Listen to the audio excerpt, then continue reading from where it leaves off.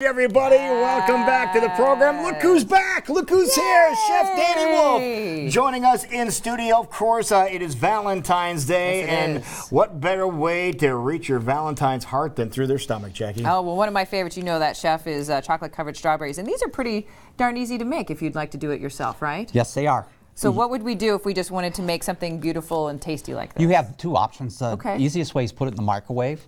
The only thing is you don't want to burn your chocolate. Right. So maybe you do it in the microwave at 30 seconds, mix it up, do another 30 seconds so it gets nice and smooth. If it goes too long, that's when it starts to turn. That's when it starts gets to burn. Yeah, it tastes and smells burning. Because you're breaking up the sugar molecules that are inside there, and that's what creates Now, what the kind burn. of chocolate are we using on strawberries like this? Does it matter which kind we use? I use a semi-sweet. Okay. And with the white though, I use a unsweetened. Okay. But depends on there's different grades on chocolate, and the higher the grade, more chocolate to it, less sugar, more bitter. Right. But for baking, that's what you want a lot of times versus like the semi-sweet and things like that. Okay. But like strawberries, you like the semi-sweet, and it makes it pretty easy. And then you just dip your strawberry in there, and if you want, you can even just have like a small pan of like crushed almonds. Put the strawberry down in each one. It'll pick up the almonds, and you put it whatever you want to. You can do options to decorate them up a little bit. And something you can do at home, something you can do easy, and I guarantee any sweetheart would absolutely love this. But we have some ingredients here on the table to make something else pretty fancy. What do you got going on? Because you're going to be creating and involving some things that you said that even the kids can help out if they're in the kitchen too. Right. What we're going to do is it's going to be a kind of a slow bake recipe, but we're going to do heart-shaped cheesecake. All right. Easy bake oven. In an easy bake oven. Okay, so an easy bake oven uses what, a light bulb for the A heat light bulb, source? right. Okay. The max temperature you can get to is 160. Okay. So it's going to take a little while. Yeah, so it takes, but that's why, and these are silicone molds, actually a lot bigger. I cut them down, and you don't have to do a graham cracker crust on this because of the silicone. All right. It's one advantage. And these can go up to 500 degrees before they would even start to melt. So perfectly safe. And these little molds, you can find those about any place, can't you, nowadays? Yes. Grocery stores even have them, right? Grocery stores and all your craft stores and that, you can find those. All right, there so too. what are we mixing up here? Okay, what we're going to do is, if we were going to do in the graham cracker, we'd pour the graham cracker in a bowl like this. Okay. This is kind of the first thing you got to do. Crushed up graham cracker. Okay. Okay. So far, so good. Then you would add the butter. Melted butter. Okay, there's melted butter in there. And then you would work. That's a tasty treat in And itself. is that basically it? Well, yeah, but one of the most important things is the temperatures. We want to talk about that a lot. It's a lot easier to work with your product if you have the right temperatures. Right. So you just work it like this and keep on working like this until you got the consistency where the butter is starting to stick to it. All right. Okay. And then what you would do is you would take it and lightly put it on your Put it in the base of your heart base. or mold or whatever right. you're using. And if you're doing something bigger, and sometimes you could even use something like this to kind of compress it a little bit. Okay. Then you put it in the refrigerator for 30 minutes so it can sit. Okay. Got it. Crust is in the Okay. fridge, it's ready to go. So next thing we're going to do is the base for the cream cheese. Okay. And what we're going to do is you're going to take the cream cheese. Oh, also is important too with temperatures is you want it close to room temperature as possible. Same with your condensed milk. And the reason why Your is cream cheese. Right, cream cheese and your milk close And your to the milk. same temperature. Milk too. Okay. Yes. So Condensed milk. this is the canned milk, right? Right, condensed milk. Condensed milk. Yeah. Okay. Comes in a Little tiny 12 can. or 14 ounce cans. Yeah. It just depends where you're at. All right. So So you plop it in the mixer. Yep, plop, plop. If you have one of these big mixers, this is the ticket right here. I'm telling you. Yep, this is a KitchenAid. KitchenAid 6-quart.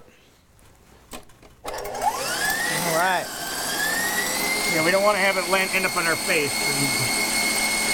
So you broke it down a little bit. So Yeah. So what you want to do is so it gets creamy.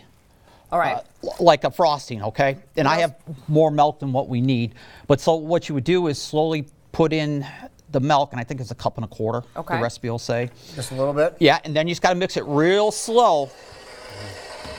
Then you can slowly bring it up. Now what else are we adding into this? Go ahead. Okay, next we're going to add our eggs. And this is a beaten egg. How many eggs? It's 3 per recipe. It'll be on the recipe. Again, you want to beat it up a little bit. Also, same as this, you want all this to be around the same temperature. If not, it'll look like You don't want to rice cook pudding. You don't want to cook your eggs either. Yeah, it'll get all. And if you've ever had a taste of cheesecake in that, it'd be like the rice pudding. So you Okay. put that in there, Little globules they're in there, right? right? Now, what is that? Vanilla? There's some vanilla, lemon, Okay. A little lemon juice there. Yeah.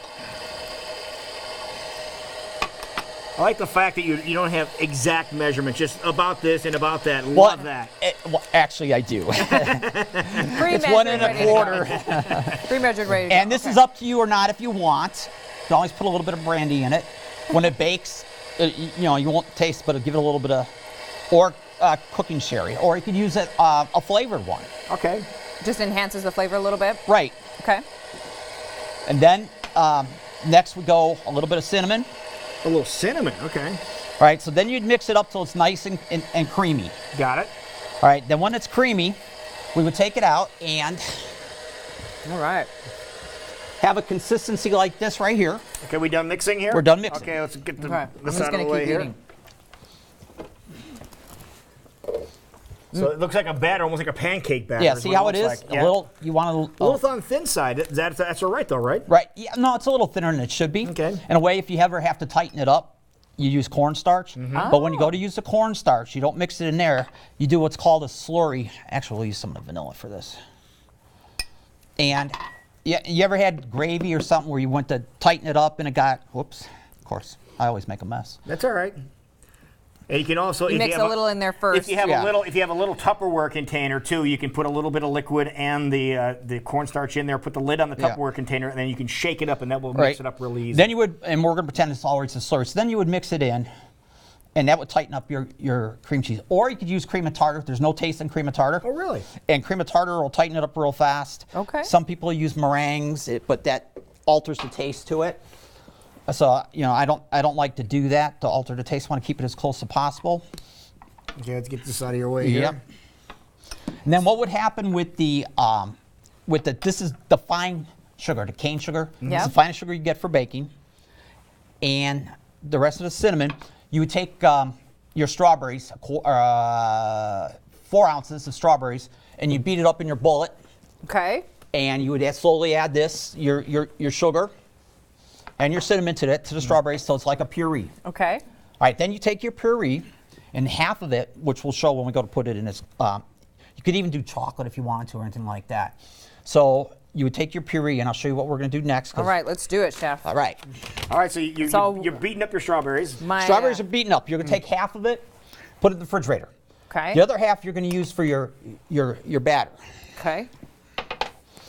And this one we're not going to do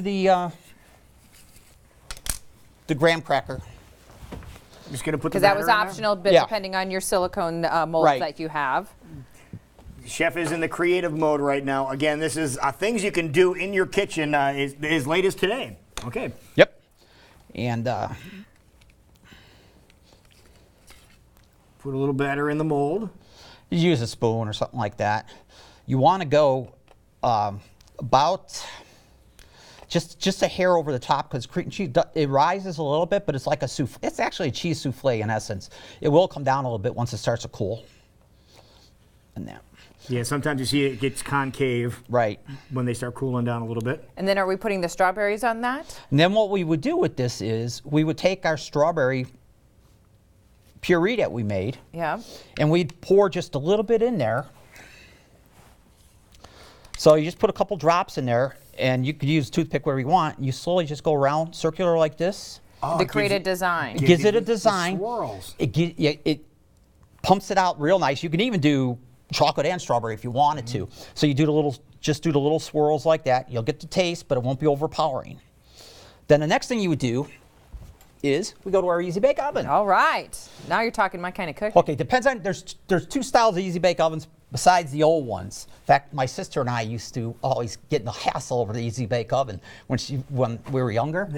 But I kind of blew it when I put my G.I. Joe in there and tried to give him a suntan. Uh-oh. All right, so we're putting the creation in the Easy Bake Oven. Okay, Right. so we slide it in there. You slide it in there. You have a pusher. Okay, so we're going to push all the way Making until we hear baking fun. the click.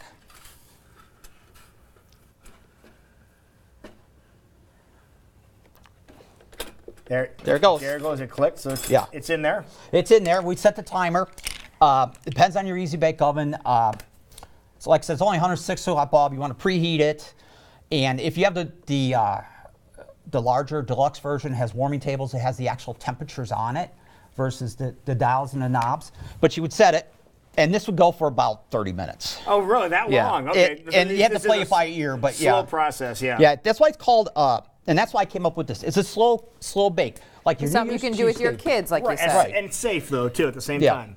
Okay. So perfect. So this will be all, you can do this all for your sweetheart later on this afternoon. As you say, I'm just kind of showing you examples here on the front because we don't have 30 more minutes, but we'll definitely let you know how delicious this is on our social media site. But the example of our little cheesecakes that you can make with the graham cracker crust, of course the cheesecake and chocolate, and you can add the strawberries and whipped cream on top. And you don't have to add the strawberry. I'm a strawberry-aholic. Wow. So. I know you have it's to add the strawberries. Valentine's Day, something very sweet. Well, it's always sweet to see you, Chef, and we appreciate you coming in. Do something with the entire family. That's what Valentine's is truly about.